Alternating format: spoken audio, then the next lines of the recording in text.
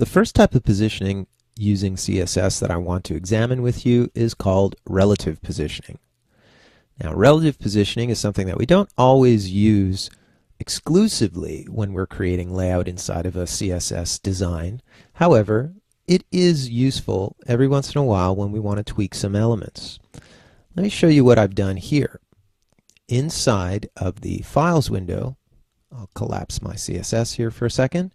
You'll see that in the Chapter 5 folder of the source files, you'll notice that right next to the box model folder, there is also one called Position. Inside there is a CSS file called Position CSS, and there is an absolute HTML and a relative HTML.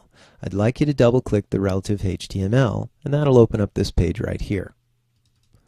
Now I'm going to double-click my CSS styles, and let's take a look. Right now, it's very simple. There are 3 paragraphs, and they all have green backgrounds, different color, a little bit of size, and a width and a height.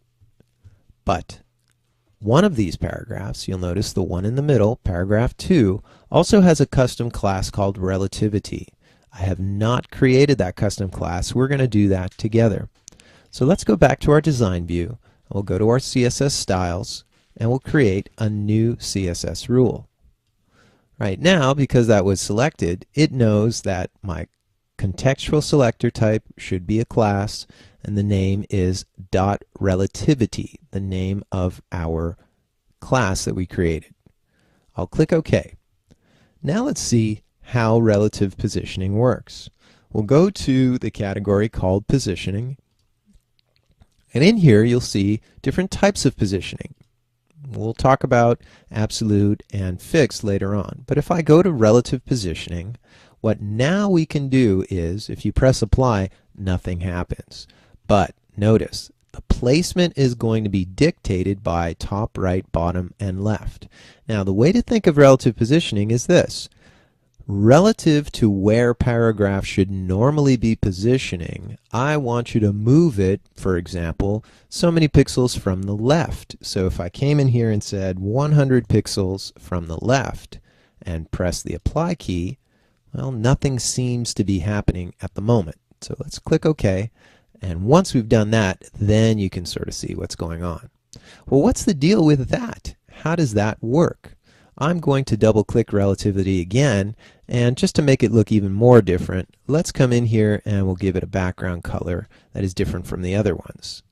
Alright, so we've got that in place. Perhaps I can also examine something else now. If I click OK, what I wanted to describe to you is that it is now relatively positioned. So in other words, based on where it should normally be relative to its normal positioning, it has now been moved 100 pixels from the left, just like that, very easily.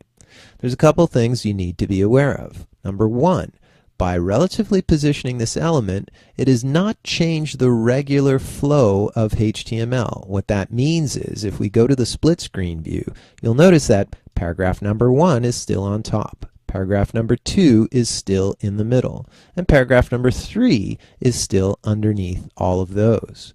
So when you place something in relative positioning, although it moves it from its normal flow, it does not completely remove it from the HTML flow, so it still stays in its regular order that it would normally be. The only difference being is we've created a bit of positioning change just by doing that. Now, even if I were to come into the relativity by double-clicking it and, for example, go to the box model and maybe give it a height or something like this, like let's say 200 pixel of height, notice even if I make this one higher than the others, it still does not change the regular flow of HTML.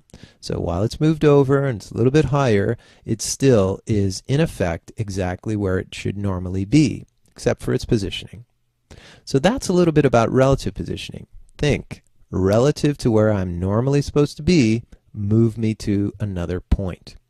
All right, now, granted, you've seen how we can make that work, but generally speaking, this is not the main way of positioning our elements on the page. What relative positioning can almost always also do is to help us with regards to how it deals with absolute positioning. So come back in the next video. I'm going to show you a few things about how absolute positioning works and what we can do with relativity to help with absolute positioning.